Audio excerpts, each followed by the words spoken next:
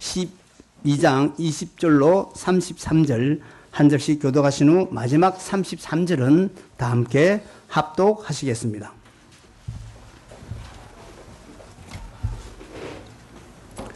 명절에 예배하러 올라온 사람 중에 헬라인 몇이 있는데 저희가 갈릴리 벳세다 사람 빌립에게 가서 청하여 가로되 선생이여 우리가 예수를 배우고자 하나이다 하니 빌립이 안드레에게 가서 말하고 안드레와 빌립이 예수께 가서 엽자온대 예수께서 대답하여 가라사대 인자의 영광을 얻을 때가 왔도다. 내가 진실로 진실로 너희에게 이르노니 한 알의 밀이 땅에 떨어져 죽지 아니하면 한 알 그대로 있고 죽으면 많은 열매를 맺느니라. 자기 생명을 사랑하는 자는 잃어버릴 것이요 이 세상에서 자기 생명을 미워하는 자는 영생하도록 보존하리라. 사람이 나를 숨기려면 나를 따르라. 나 있는 곳에 나를 숨기는 자도 거기 있으리니 사람이 나를 숨기면 내 아버지께서 저를 귀히 여기시니라. 지금 내 마음이 민망하니 무슨 말을 하리요. 아버지여 나를 구원하여 이때를 면하게 하여 주옵소서. 그러나 내가 이를 위하여 이때에 왔나이다. 아버지여 아버지의 이름을 영광스럽게 하옵소서 하시니 이에 하늘에서 소리가 나서 가로되 내가 이미 영광스럽게 하였고 또다시 영광스럽게 하리라 하신대. 곁에 서서 들은 무리는 노래가 울었다고도 하며 또 어떤 이들은 천사가 저에게 말하였다고도 하니 예수께서 대답하여 가라사대 이 소리가 난 것은 나를 위한 것이 아니요 너희를 위한 것이니라. 이제 이 세상의 심판이 이르렀으니 이 세상 임금이 쫓겨나리라. 내가 땅에서 들리면 모든 사람을 내게로 이끌겠노라 하시니 다 함께 이렇게 말씀하시면 자기가 어떤 죽음으로 죽을 것을 보내심이니라. 아멘. 이제 목사님 나오셔서 드린 예물 위에 기도와 요한복음 48번째 시간 인자의 영광에 대해서 말씀 전해 주시겠습니다. 오늘 우리는 특별히 좀 오후 예배 때부터 자리 배치를 조금 이렇게 조정을 해서 우리 주일학교와 중등부, 고등부, 청년, 대학부 친구들이 이렇게 다 왼쪽에 앉아 있습니다. 엄마 옆에서 앉아 있지 않고 누나 옆에, 형님 옆에, 동생 옆에 이렇게 앉아 있으니까 얼마나 늠름하고 얼마나 씩씩하고 얼마나 정신을 바짝 차리면서 예배를 드리는지 예, 아주 은혜롭습니다. 감사합니다. 우리 친구들이 또 우리 부모님들이 각자가 또 너무 신경 쓰지 않게 자기 예배가 방해되지 않도록 이렇게 떨어져서 예배 드리는 것도 아주 필요한 일이라고 생각을 합니다. 우리 친구들 목사님 설교를 지난 3년 동안 들으면서 많이 고생을 하고 있을 텐데 조금만 더 고생하세요. 우리 예수님 다시 재림하실 때까지만 고생하시면 됩니다. 오늘 또 귀한 시간에 우리 요한복음 강의 48번째 시간을 우리에게 허락해 주신 하나님께 감사하면서 하나님 말씀 계속하여 생각해 보기를 원합니다. 오늘 사도 요한은 본문 20절, 21절, 22절에서 명절에 예배하러 올라온 사람들 중에 헬라인 몇이 있는데 그 헬라인들이 명절에 예배하러 올라온 김에 하나님을 경배하러 올라온 김에 이 지방의 유명한 예수님을 좀 만나고 싶다고 청하여서 예수님의 그 청을 듣고 예수님에게 전달하기 위하여 빌립과 안드레가 예수님께 가서 이 헬라인들의 부탁을 전달하는 모습을 묘사하고 있습니다. 이때 예수님이 대답하신 말씀이 23절입니다. 인자의 영광을 얻을 때가 왔도다 라는 말씀이지요. 여기 인자의 영광이라고 하는 이 단어는 요한복음에서 처음 등장하는 용어입니다. 그 다음에 요한복음 13장 31절에서 이 단어가 반복되는데 인자가 영광을 얻었고 하나님도 인자를 인하여 영광을 얻으셨도다 라고 기록하고 있습니다. 인자는 무엇입니까? 인자는 영어로 이야기하면 Son of God이 아니라 Son of Man이에요. 사람의 아들입니다. 그러니까 사람의 몸을 입고 이 땅에 오신 예수 그리스도의 성육신을 상징하는 용어가 인자이죠. 그러니 사람의 몸을 입고 이 땅에 오신 인자이신 예수께서 영광을 얻으실 때가 도래했다 라는 말씀을 예수님 자신이 지금 하고 계시는 겁니다. 사랑하는 성도 여러분, 우리 친구 여러분, 저를 보세요. 영광이 무엇일까요? 영광이란 단어, 영어로 glory. 우리 찬송가에도 있죠. glory, glory, 할렐루야. 아세요? 영광, 영광, 할렐루야. 영광의 뜻이 무엇입니까? 여러분 어떤 경우에 영광스럽다, 영광스럽다, 멋지다 이런 표현을 씁니까? 영광의 뜻이 뭘까요?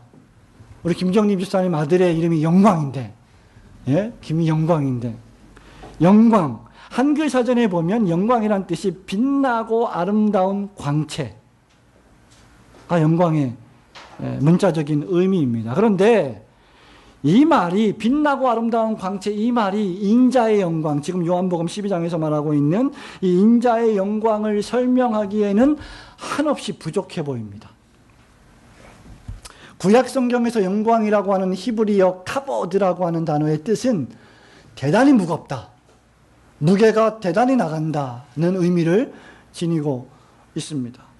신약에서 영광이라고 하는 헬라어 독사라고 하는 헬라어예요. 뱀 독사가 아니라 헬라어입니다. 이 독사라고 하는 뜻은 영예, 영광스러운 광채 또는 명예를 의미하고 있습니다. 특별히 이것이 하나님에게 적용될 때는 하나님의 본질, 하나님의 특징 또는 하나님의 속성, 하나님이 어떤 분이시냐라고 말할 때 우리는 영광스러운 분이시다 라고 이야기하는데, 그러한 경우에 하나님이 우리에게 임재하실 때의 모습을 설명하기 위해서 사용되는 용어가 영광입니다.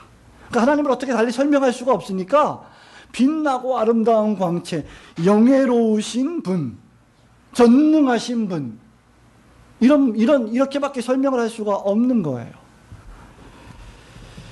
여전히 우리는 이 영광이란 단어를 설명을 하지만 하나님의 신적인 특질로서의 영광이 무엇을 의미하는지 정확히 알 수 없을 뿐더러 완벽하게 알 수도 없습니다. 왜냐하면 우리는 피조물이기 때문이죠. 사람들이기 때문이죠. 여러분, 영광이라고 하는 단어가 요한복음에 나와요. 12장 전에 나와요. 어디에 나올까요? 요한복음 1장에 나옵니다. 몇 절에 나올까요? 14절에 나옵니다. 뭐라고 나올까요? 14절 말씀이 뭐죠, 여러분? 그죠? 1장 14절에 한번 찾아서 읽어볼까요? 1장 14절. 말씀이 다 아시죠? 다 외우시죠? 시작. 말씀이 육신이 되어 우리 가운데 거하심에 우리가 그의 영광을 보니. 그 다음, 아버지의 독생자의 영광이요 은혜와 진리가 충만하더라 라고 했습니다. 그러니까 이 영광이 뭐냐면 은혜와 진리가 충만한 빛나고 아름다운 어떤 광채, 그것이 영광입니다. 달리 설명할 수가 없어요. 그러니까 여러분이 예수님의 영광을 조금이라도 본다면, 와, 은혜로 충만하신 분, 진리로 충만하신 분, 명예로 충만하신 분, 광채로 빛으로 충만하신 분, 그 이외에는 설명이 안 되는 거예요. 우리가 지금 예수님을 믿음으로 말미암아 예수님의 그 아름다운 영광의 광채를 믿음으로 살짝 지금 맛보고 있는 겁니다. 기도를 통해서, 예배를 통해서, 하나님을 찬양하는 찬양을 통해서, 목사의 설교의 선포를 통해서 우리는 예수님의 영광이 어떠하신지를 조금씩 알아가고 있는 거예요. 그러나 완전히 알지는 못합니다. 여전히. 그래서 바울이 우리가 언제나 돼야, 우리가 얼마나 지나야 하나님의 영광, 주님의 영광을 완벽하게 알 수 있을까라는 것을 곰곰이 생각해 보니까 고린도후서 3장 18절에서 이렇게 말해요. 그때에는, 주님이 재림하실 때, 우리가 주님을 만날 때, 그때에는 우리가 다 수건을 벗은 얼굴로 거울을 보는 것 같이 주의 영광을 보매 저와 같은 형상으로 화하여 영광으로 영광에 이르니 곧 주의 영으로 말미암음이라고 기록을 했습니다. 우리가 하나님의 나라에 입성할 때 이 지고지난한 지상교회에서의 고난의 신앙생활, 기쁨도 있지만 즐거움도 있지만 힘들잖아요. 이런 신앙생활을 해나갈 때 이 신앙생활을 마치고 종결하여 하나님 나라에 입성할 때 마침내 가려져 있던 커튼이 열리고 주 예수 그리스도의 영광스러운 광채라 빛나는 빛의 얼굴을 마주대하면서 그분의 놀라우신 영광을 완벽하게 볼 수 있을 것입니다. 아직 영광이 우리에게 완전히 계시된 것이 아닙니다. 그날에, 주님이 재림하시는 날에 우리가 알고 있는, 우리가 보고 있는, 우리가 맛보고 있는 이 영광을 우리는 완전히 완성된 채로 보게 될 것입니다. 하지만 우리는 하나님께서 알려주신 계시의 말씀인 성경을 통해서 오늘도 그리스도의 영광이 무엇인지 우리는 조금씩 알아갈 수 있습니다. 오늘 오후에 우리 주님께서 친히 우리에게 말씀하시는 인자의 영광, 우리 지난주에는 무슨 말씀을 배웠죠? 이스라엘의 왕이시로다. 이스라엘의 왕으로 오신 인자의 영광에 대하여 잠시 함께 살펴보면서 은혜 나누기를 소원합니다. 인자의 영광은 무엇보다도 죽음으로 생명에 이르는 영광입니다. 자, 23절, 24절 말씀 함께 읽겠습니다. 예수께서 시작. 예수께서 대답하여 가라사대 인자의 영광을 얻을 때가 왔도다. 내가 진실로 너희에게 이르노니 하나의 밀이 땅에 떨어져 죽지 아니하면 하나 그대로 이고 죽으면 많은 열매를 맺느니라. 아멘. 너무나 유명한 말씀, 우리가 익히 들었던 말씀이죠. 지금 앞서 우리는 영광이라고 하는 것이 빛나고 아름다운 광채라고 했습니다. 이야, 참 영광스러우십니다. 이런 말을 사람들에게 별로 합니까, 여러분? 잘 안 해요. 사람에게 아름답습니다, 멋있습니다, 존귀합니다 이런 말을 해도 어우 영광스러우십니다 이런 말은 잘 안 합니다. 이런 말들은 주로 누구에게 합니까? 왕에게, 폐하에게, 임금님에게 영광스러우신 분이십니다 이런 말들을 하지요. 사람에게 잘 표현하지 않는 말입니다. 특별히 하나님의 신적인 속성으로서의 영광을 말할 때 그것은 모든 피조물들이, 사람을 포함해서, 인간을 포함해서 모든 피조물들이 칭송하고 기리며 경배해야 할 창조주로서의 전능하신 하나님의 특질입니다. 우리가 왜 하나님을 예배해야 하느냐? 하나님이 우리를 지으셨고 우리를 예배하라고 명령하셨기 때문이기도 하지만 자연스럽게 우리가 하나님을 예배할 수밖에 없는 영광스러움을 그분이 갖고 계시기 때문입니다. 예수님이 예루살렘에 입성하실 때 수많은 무리들이 지난주 살펴봤죠? 노래를 불렀습니다. 호산나 호산나 주의 이름으로 오시는 이여 라고 승리의 찬송을 부른 것은 바로 우리 예수님에게만 있는 무언가 독특하고도 놀랍고 비범한 영광의 광채를 그들이 느꼈고 보았기 때문입니다. 저는 이렇게 생각합니다. 우리가 교회를 나갈 때 물론 우리가 주님을 바라보면서 교회를 나가죠. 하나님을 예배하러 교회를 나가죠. 그러나 하나님을 예배하는 것과 그 교회와 그 교회 공동체와 뗄래야 뗄 수 없는 관계를 가지고 있습니다. 우리가 어떤 교회를 가서 그 교회를 등록하고 그 교회를 예배를 드리고 그 교회에서 봉사한다고 하면 그 교회만의 무엇인가 특질이 있어요. 특징이 분명히 있습니다.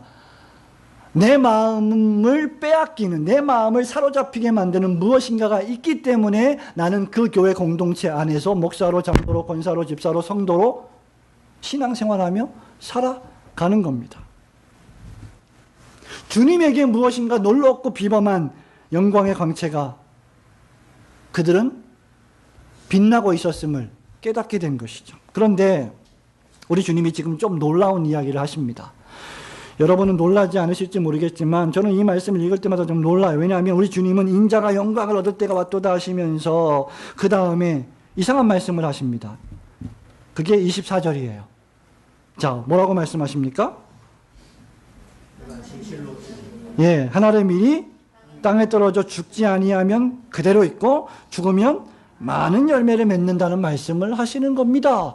영광은 빛나고 아름다운 광채의 영의 모든 존경, 모든 존귀를 다 받는 것인데 지금 우리 예수님 뭘 얘기하고 계세요? 죽음을 이야기하고 계세요. 땅에 떨어져 하늘의 밀알의 씨앗이 땅에 떨어져 죽어버려야 된다. 죽어야만 생명을 얻게 되고 많은 열매를 맺게 된다라는 이야기를 하십니다. 다시 말하면 이 죽음은 영광을 얻는 것, 즉 죽음과 영광을 어떤 의미에서 동일시하고 있는 거죠. 죽지 않으면 영광이 오지 않는다는 겁니다. 땅에 떨어져 박혀서 썩어 들어가지 않으면 생명을 잉태하지 못한다는 말이에요. 이 말씀은 예수님 자신이 영광을 얻기 위해 죽음의 길을 택하여 가신다는 뜻입니다. 이미 영광스러우신 주님이 영광을 얻기 위하여 영광스럽지 못한 수치의 죽음을 당하실 것을 예언하시는 말씀이죠. 이것은 이미 지난주의 말씀과 여전히 동일한 의미를 지닙니다. 그리스도는 이 세상의 왕으로 오시지 않고 하나님의 나라의 왕국의 왕으로 오셨습니다. 이 세상에서 여러분을 괴롭히는 모든 불신자들을 전부 다 멸하기 위해 오신 것이 아니라 하나님의 나라를 건설하기 위해 오셨다는 겁니다.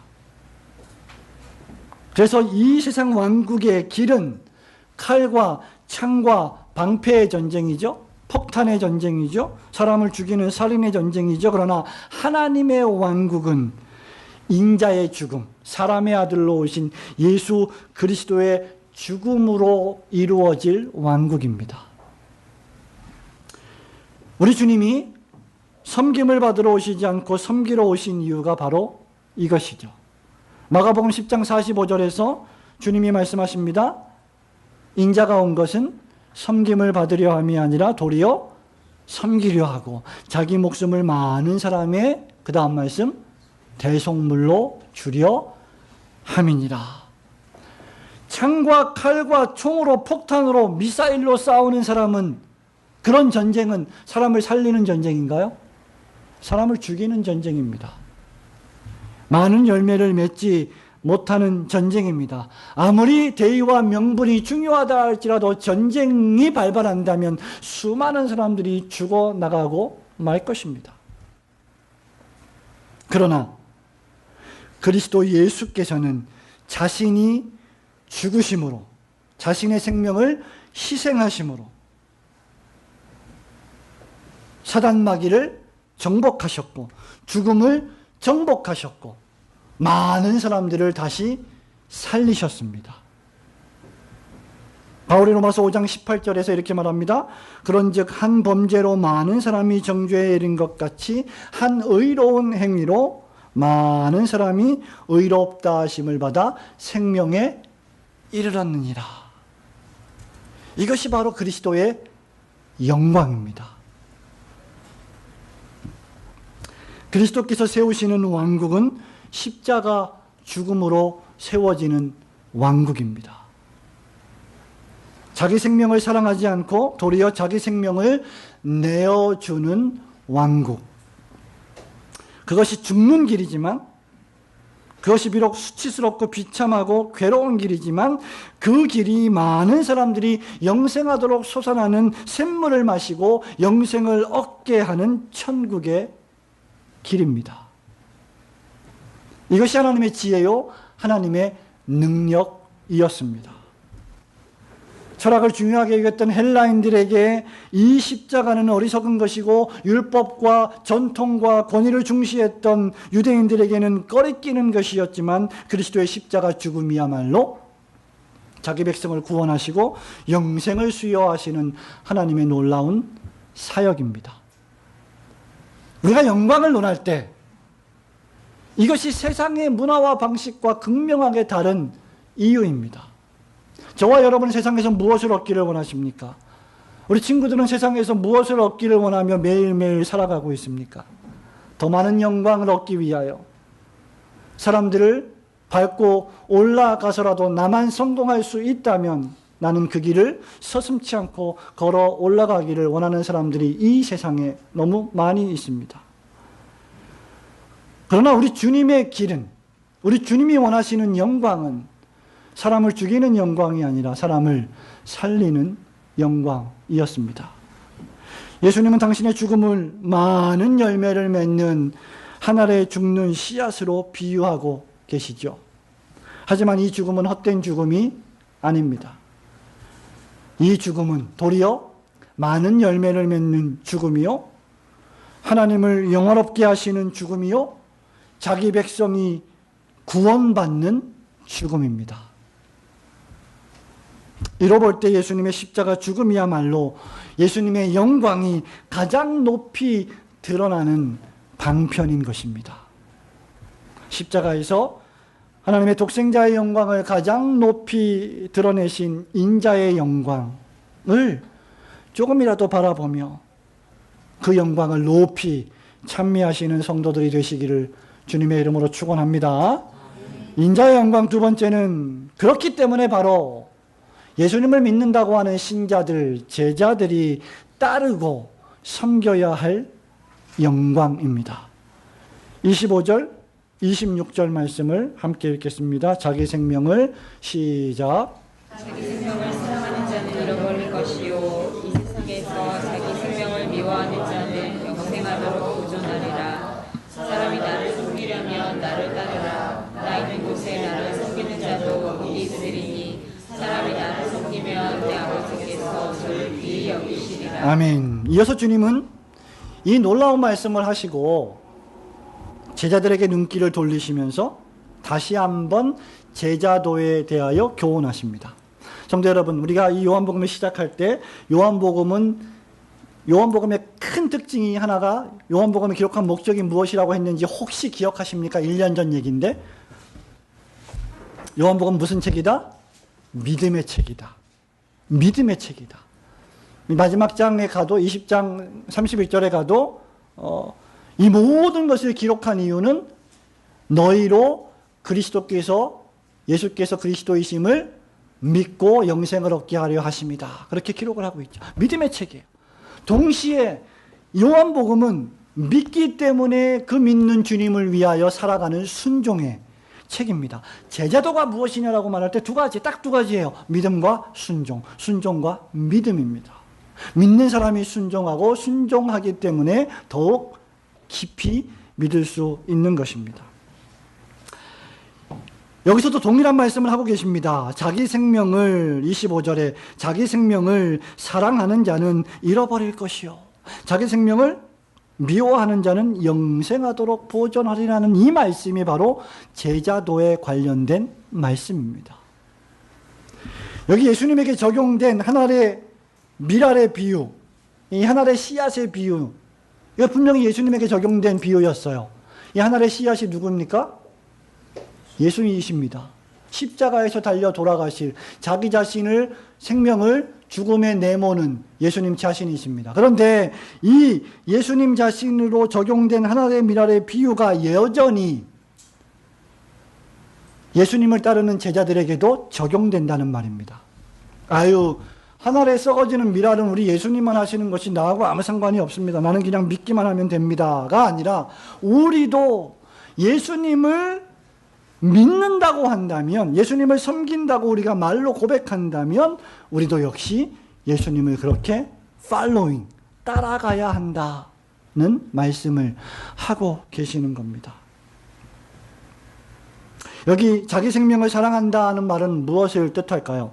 세상 방식으로 자신을 최고의 위치에 올려놓고 자신만을 생각하며 자신을 보존하려는 삶의 방식을 뜻합니다. 사람이 자기를 사랑하게 되면, 자신만을 생각하게 되면, 자신만을 보존하기를 원하게 되면 자연적으로 하나님의 주권과 섭리를 부인하게 되고 하나님께 궁극적인 영광을 돌리지 못하게 됩니다. 이것은 교만한 사람, 죄악된 본성의 사람이 나타내는 전형적인 삶의 방식입니다. 삶의 중심이 온통 나로 가득 차 있는 삶의 모습이죠. 이런 사람에게는 하나님 중심, 두 번째 성경 중심, 세 번째 교회 중심이라고 하는 것은 안중에 없는 거예요. 하나님, 성경, 교회는 철저하게 나를 위하여 존재한다라고 생각하는 사람입니다. 그것이 바로 자기 생명을 사랑한다는 예수님의 말씀의 의미입니다. 첫째도 나 중심, 둘째도 나 중심, 셋째도 나 중심으로 지구가, 온 우주가 나를 위하여 돌아가야 된다라고 생각하는 것. 이런 사람은 우리 주님이 뭐라고 말씀하십니까? 도리어 목숨을 잃어버리게 될 것이다 라고 경고하고 계십니다. 이 말은 반대로 자기 생명을 미워하는 자는 뭐라고 말씀하셨어요? 25절에 영생하도록 보존하리라, 보존되리라 라고 말씀하십니다. 이 말씀을 우리는 어떻게 이해해야 할까요? 자기 생명을 미워한다? 그럼 우리 생명을 내가 채찍질하고 때리고 고행을 하고 금식하고 밥도 안 먹고 이래야 된단 말입니까? 절대 아닙니다. 그런 말이 아닙니다. 여기 미워한다는 말은 나 중심의 삶의 방식을 선호하지 않는다는 겁니다. 선택입니다. 선택. 내가 어떤 삶을 선택할 것인가. 나 중심의 삶을 선호하지 않고 그리스도 중심의 삶을 선호하는 삶의 방식, 그것이 내 생명을 미워하는 제자도의 삶의 방식인 것이죠. 자기 생명을 선호하지 않는다는 말은 하나님이 주시는 생명, 하나님이 주신 믿음, 하나님이 주신 영생, 하나님이 우리에게 보여주신 하나님의 거룩한 나라, 그리스도의 몸된 교회를 선호한다는 말입니다. 내 안에 그렇게 주신 영적인 생명을 더 좋아한다는 말이에요. 이 말씀은 주님이 우리에게 하신 제자도의 말씀을 생각나게 합니다. 마가복음 8장 34절에서 우리 주님께서는 공의 공간복음에 있습니다마는 제자도를 말씀하시면서 세 가지를 얘기했어요. 예수를 따라오려는 자에게 필요한 세 가지 태도. 첫 번째, 자기를 부인하고, 두 번째, 자기 십자가를 날마다 지고, 세 번째, 나를 쫓을 것이니라. 결국 이 말씀은 자신의 영광을 구하지 않고 주님의 영광을 구할 것을 의미합니다. 사랑하는 친구 여러분, 오늘 이렇게 한꺼번에 같은 방향에서 앉아서 예배를 드리니까 속상하십니까? 내 중심이 아니어서 기분이 나쁘십니까? 꼭 내 중심일 필요는 없는 것입니다. 하나님을 좀 더 잘 예배하고 섬길 수 있는 방식이라면 어떤 방식으로든지 우리는 그것을 선용할 수 있어야 할 것입니다. 이 말씀은 결국 피조물이 자기 영광을 구하지 않고 주님의 영광을 구할 것을 뜻하는 말씀입니다. 하나님을 섬기면서 자신의 이익을 추구하지 않고 주님의 이익을 추구하는 사람. 교회 안에는 생각보다 신앙을, 경건을, 종교를, 믿음을 자기 이익에, 자기 생업에, 자기 사업의 수단으로 사용하는 사람들이 많이 있습니다. 그 일로 말미암아 많은 문제를 교회 안에 불러 일으키기도 합니다. 그러나 진정한 제자는 하나님 나라를 추구하는 사람, 주님이 우리에게 주신 몸된 교회의 유익을 먼저 생각할 줄 아는 사람입니다. 자기를 부인하지 않고서는, 그리고 매일 자기 십자가를 지고 죽는 연습을 하지 않고서는 결코 그렇게 할 수 없고, 더 나아가서 하나님의 영광도 하나님 나라도 우리는 추구할 수 없을 것입니다. 이것이 바로 진정한 제자도입니다. 26절에서 뭐라고 말씀하십니까? 사람이 나를 섬기려면 어떻게 하라고요? 나를 따르라. 이 무슨 말입니까? 네가 정말 신자라고 고백한다면 이 말이에요. 네가 정말 예수를 믿는 나를 섬긴다 이 말이 무엇입니까? 나를 믿는다. 나를 위해 봉사한다라고 고백한다면, 네 입으로 그렇게 시인한다면 너는 나를 following, 따라와야 한다, 행동해야 한다는 주님의 말씀입니다. 사람이 나를 섬기는 자라고 고백한다면 나의 삶을 따라야 한다는 말입니다. 우리 예수님은 두 가지 특징을 가지고 있습니다. 하나는 우리의 구속주이실 뿐만 아니라 동시에 우리 예수님은 우리의 모범이 되시기도 합니다. 그래서 우리는 주님을 믿고 구원을 얻는 동시에 주님을 바라보며 주님을 따라가며 그분의 삶을 모방하는 경건한 신자의 인생을 살아가야 될 의무가 있습니다. 그렇게 살아가는 제자들만 주님이 뭐라고 말씀하시죠?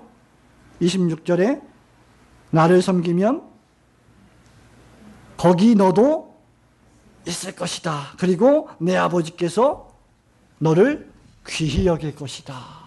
라고 말씀하고 계십니다. 여기 따른다라고 하는 말을 한번 생각해 볼 필요가 있습니다. 성도 여러분, 여러분들은 모두 다 예수님을 따르시는 그리스도의 제자이십니까? 우리 학생들만 한번 해볼까요? 여러분은 예수님을 따르는 그리스도의 제자이십니까? 아이고, 이렇게 힘이 없어갖고 어떡해요. 여기 따른다는 말은, 여러분들이 이제 크면 군대에 갈 텐데, 군대의 지휘관의 명령에 절대 순종하듯이 따른다는 의미입니다. 아유, 나 좀 기분이 나빠. 안 따를 거야. 아, 나 오늘 좀 피곤해. 안 따를 거야. 아, 내가 오늘 좀 필이 안 좋아. 안 따를 거야. 아, 오늘만 날이야. 뭐 다음 주도 있는데 안 따를 거야. 이런 게 아니라 예수 그리스도를 나의 인생의 영원한 사령관으로 모시면서 절대 복종하는 제자도 그 의미예요. 제자가 존경하는 스승의 가르침을 겸손함으로 듣고 배우는 자세. 요한복음 표현대로 하자면 양들은 누구의 음성을 듣는다 그랬죠? 목자. 누가 우리의 목자이십니까? 여호와가 우리의 목자, 예수님이 우리의 목자장이십니다. 그분이 부르시면 무조건 따르는 것. 그런 의미가 주님을 따른다는 의미입니다. 근데 우리가 오전에도 오직 은혜에 대해서 생각해 봤지만, 우리는 오직 은혜, 하나님의 은혜 맨날 이야기하고, 우리는 주님을 따른다, 우리 예수님 믿는다고 하면서 실제 삶은 내 삶의 환경에 따라서 주님을 따라요. 그런 경우가 얼마나 많습니까, 우리가? 이것 때문에 안 되고, 저것 때문에 안 되고, 요것 때문에 안 되고, 저것 때문에 안 되고, 그러면 주님을 따르기가 어렵지요. 정말 우리는 어떤 의미에서 필사적으로 주님을 따르고 있는가 좀 생각해 볼 필요가 있습니다. 목사님, 제가 과거에는요, 제가 젊을 때는 많이 따랐거든요. 이제는 조금 설설 따라도 되지 않겠습니까? 그거는 천국 가서 하실 얘기고, 여기서는 따르는 겁니다. 다윗의 용맹스러운 세 부하들이 다윗의 목숨을, 생명을 지키기 위해서 얼마나 노력을 기울였습니까? 그들이 하는 말입니다. 피곤하나 따른다. 피곤하지만 따른다. 하나님께서 우리에게 다윗을 왕으로 주셨고, 이 왕을 보호해야 될 책무가 나에게 있다면 내가 비록 피곤하지만 따른다. 멋진 장군들 아닙니까? 여러분, 제자가 바로 그것입니다. 이런 의미에서 주님을 섬기는 것은 주님의 말씀에 순종하는 것을 뜻합니다. 말과 혀로만 주님을 따르는 자들이 아니라 행함과 진실함으로 따르는 자들이죠. 하나님을 믿는 우리가 정말 하나님 나라가 있음을 믿고요, 우리 눈앞에 하나님이 내 눈앞에 안 보이지만 하나님이 계심을 굳게 믿고, 하나님 나라가 도래했는데 아직 완성되지 않았기 때문에 장차 완성될 것을 굳게 믿고, 이 교회가 그 하나님의 나라를 가시적으로 보여주고 있는 하나님의 방편, 은혜의 방편이라고 우리가 굳게 믿는다면, 그래서 하나님의 나라와 교회를 위하여 하늘에 내가 미랄이 될 수 있다면, 내가 썩어져 죽을 수만 있다면 아마 오늘날 우리의 조국교회의 모습은 상당히 사뭇 다른 모습이 되지 않을까라고 생각을 해봅니다. 그런데 그렇지 않습니다. 왜 그럴까요? 문제는 여전히 내가 시퍼렇게 두 눈 뜨고 살아있기 때문입니다. 목사로부터 시작해서 어린 자녀에 이르기까지 내 안에 내가 너무도 많아요. 유행가 가사처럼 내 안에 주님이 계시고 내 안에 성령님이 계시고 내가 그리스도와 성령과 하나로 연합이 되어서 믿음으로 살아가야 하는데 내가 너무 많습니다. 왜 우리는 하나님 나라를 생각하지 않을까요? 물론 우리의 연약도 있겠습니다만 내가 십자가에 못 박히지 않고 내가 자기를 부인하지 않고 내가 십자가를 지지 않기 때문이죠. 십자가를 지면 말하기가 힘들어요. 고통스럽습니다. 말할 여유가 없습니다.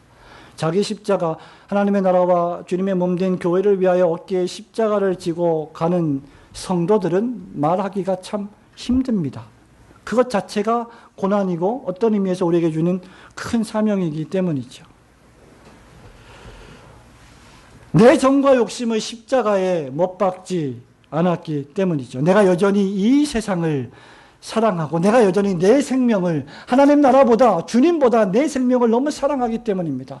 왜 교회에 그렇게 많은 문제들이 발생합니까? 하나님의 나라보다 이 세상 나라를 너무 더 사랑하기 때문이죠. 사도 요한이 요한일서 2장 15절 16절에서 이렇게 말합니다. 이 세상이나 세상에 있는 것들을 사랑치 말라. 누구든지 세상을 사랑하면 아버지의 사랑이 그 안에 있지 아니하니 이는 세상에 있는 모든 것이 육신의 정욕과 안목의 정욕과 이생의 자랑이니 다 아버지께로부터 온 것이 아니요 세상으로부터 온 것이라. 여러분 이 말씀을 오해하지 마십시오. 세상을 사랑하지 말라 그래서 우리가 산으로 들어가야 하는 것이 아닙니다. 아까도 말씀드렸지만 나 중심의 내 생명 중심의 이기적인 삶의 방식을 미워하라는 것입니다. 참된 기독교는 제자들이 영광을 받는 종교가 아닙니다. 참된 기독교는 사람들이 공로를 쌓아서 그 공로를 칭찬받는 불교나 여타 종교가 아닙니다. 참된 기독교의 중심은 언제든지 우리의 영원한 선생이요 스승이요 목자가 되시는 예수 그리스도에게만 영광을 돌리는 종교입니다. 우리의 영원한 선생이 되시는 그리스도 예수님을 섬기고 따름으로 그리스도께 모든 영광을 돌리시는 성도들이 되시기를 축원합니다. 인자의 영광 마지막 세 번째는요. 하나님의 심판이 임하는 영광입니다. 28절부터 31절 말씀 함께 읽겠습니다. 아버지여 시작.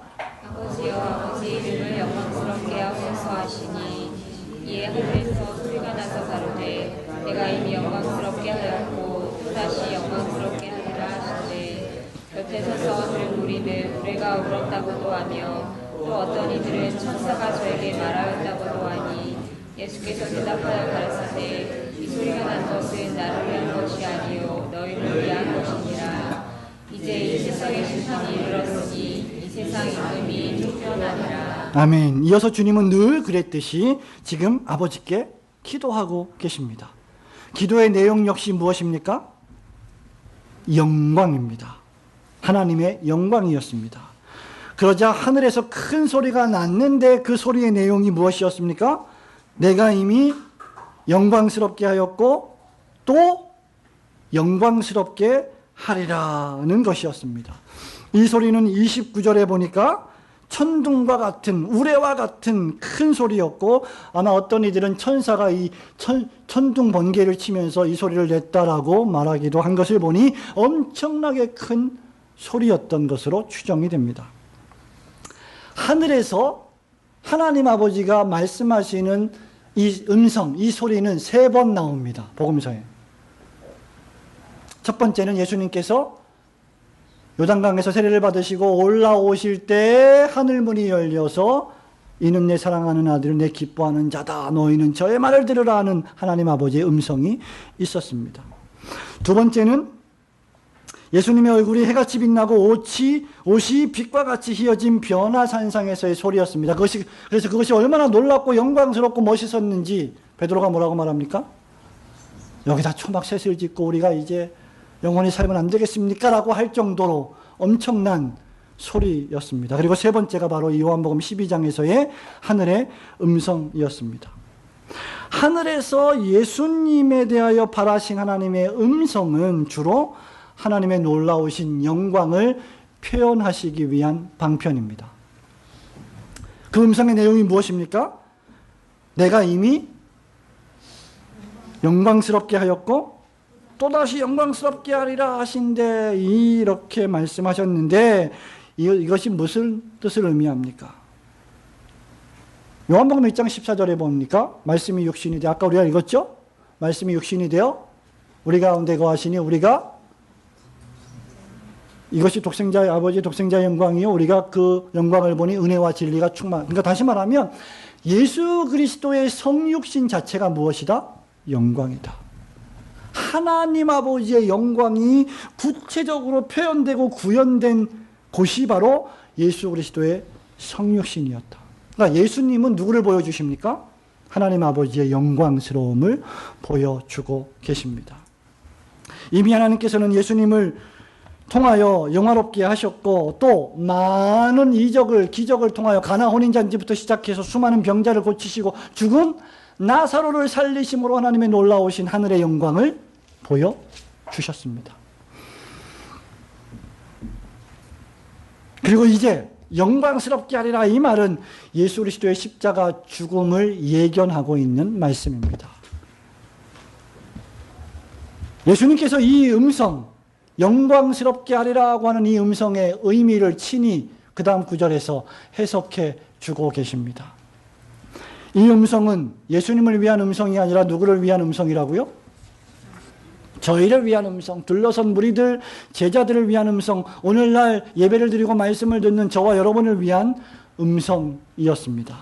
이 음성이 의미하는 바가 무엇입니까? 예수님의 십자가 죽음의 영광이 바로 세상을 심판하는 영광이 될 것이라는 사실입니다. 십자가 죽음의 영광은 이 세상의 임금을 심판하는 영광입니다. 이 세상의 마귀와 사단을 심판하는 영광이지요. 뿐만 아니라 십자가 죽음에서 부활하심으로 말미암아 사망의 권세를 심판하시고 죽음을 정복하시는 영광입니다. 즉 하나님의 때가 이르러서 그리스도 예수께서 죽으심으로 말미암아 이루어진 그 영광이 도리어 사망과 흑암의 권세 잡은 이 세상 임금을 쫓아내고야만은 심판하고야만은 놀라운 영광이 될 것이다 라는 말입니다. 십자가 죽음과 부활로 말미암아 한편으로는 하나님의 백성들에게 영원한 생명을 수여하시고 다른 한편으로는 사단과 마귀를 심판하시고 죽음을 정복하시는 것입니다. 그래서 십자가는 심판입니다. 그리스도께서 이 일을 위해 오셨고 이 일을 위해 사셨고 이 일을 위해 자원하여 십자가에서 죽으심으로 자기 목숨을 우리를 위해 내어 주셨습니다. 27절에 보면 우리 주님이 뭐라고 말씀하십니까? 지금 내 마음이 민망하다. 내 마음이 괴롭다. 이 말은 내 영혼이 심히 괴롭다는 말씀입니다. 왜 이 말씀을 하십니까? 하늘의 미랄이 땅에 떨어져 죽으면 많은 열매를 맺느니라고 하시는 자신의 죽음을 생각하니 심히 괴롭다는 것입니다. 주님의 영혼이 심히 괴롭게 고난을 당하신 이유가 무엇입니까? 바로 세상 죄를 지고 가는 하나님의 어린 양으로 오셔서 죄인을 향한 하나님의 진노와 저주를 친히 대신 받으셔야 했기 때문에 그분은 인간적으로 사람의 몸으로 입고 오신 인자로서 그 영혼이 심히 곤고하고 괴로우셨던 것입니다. 죄인을 향한 하나님의 진노와 저주를 친히 대신 받으셔야 했기 때문에 그 십자가의 무게가 너무나 크고 중했기 때문에 주님은 할 수만 있으면 겟세마네 동산에서 기도하시면서 이 잔을 내게서 지나가게 하여 주옵소서. 그러나 내 뜻대로 마옵시고 아버지의 뜻대로 되기를 원합니다. 오늘 본문에서도 내가 이때를 위하여 왔노라고 말씀하셨습니다. 그러므로 인자의 영광은 이중적입니다. 한편으로는 자기 백성을 하나도 잃어버리지 않으시기 위하여 하나님이 십자가에서 저주와 심판을 내리실 때 온몸으로 그 심판을 받으시고, 동시에 다른 한편으로는 부활하심으로 사단과 마귀와 공중권세 잡은 이 세상 임금을 친히 심판하신 것입니다.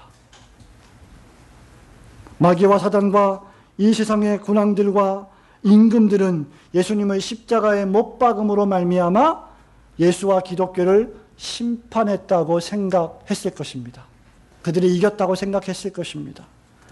그러나 우리 예수님의 십자가와 그분의 죽음에서의 부활하심은 도리어 그들에 대한 심판이었던 것입니다.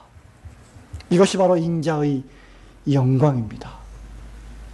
사랑하는 성도 여러분, 말씀을 맺습니다. 예수님의 십자가 죽음과 부활은 이 세상을 지배하고 있는 임금이 떠나가는 심판 역할을 합니다. 그리고 이것이 바로 인자의 영광입니다. 인자의 영광은 이 세상 임금을 쫓아내고 있으며 또 계속해서 쫓아낼 것입니다. 우리는 믿음으로 이 영광을 지금 교회에서 조금 맛본 것입니다. 이제 이 영광이 완전히 드러날 때가 또다시 우리에게 올 것입니다. 우리 주님께서 재림하시는 날 이 세상의 임금은 완전히 쫓겨가게 될 것입니다. 그리고 우리 안에 남아있는 죄악된 본성, 부패한 오염, 무능력은 완전히 사라지고 하나님의 나라에서 새 것으로 먹고 마시며 영원토록 하나님을 찬미하게 될 것입니다. 바로 그때 우리 주님은 모든 사람을 자신에게로 이끄실 것입니다. 이 말씀이 우리에게 주는 교훈은 명백합니다. 종말의 때는 이미 시작되었지만 아직 하나님의 나라가 완전히 도래하지는 않았습니다. 기독교와 신자는 예수님께서 재림하시는 날 마침내 승리하게 될 것입니다. 그러나 그때까지는 우리가 할 일이 있습니다. 목사는 부지런히 하나님의 말씀을 연구하고 살펴서 설명하고 해설하고 선포하고 설교하고 복음을 전해야 합니다. 장로님들은, 권사님들은, 성도님들은 이 하나님의 교회 공동체를 말씀 중심으로 굳건하게 세워가야 할 책무가 있습니다.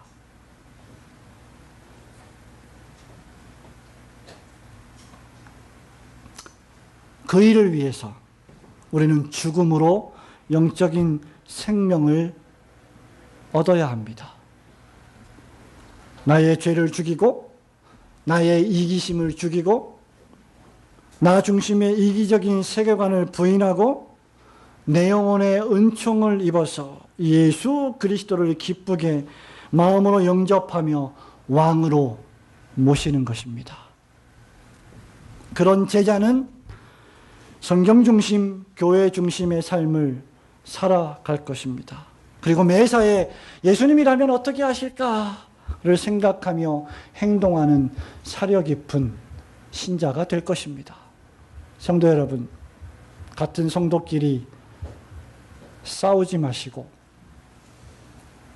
싸우려거든 지는 싸움을 하셔야 합니다. 우리 예수님처럼 죽어야 생명을 얻습니다. 진짜 이기는 것은 지는데 있는 것이 인자의 영광이기 때문입니다.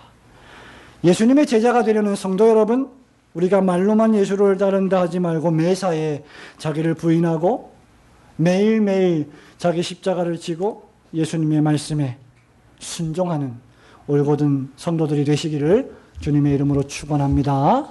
아멘.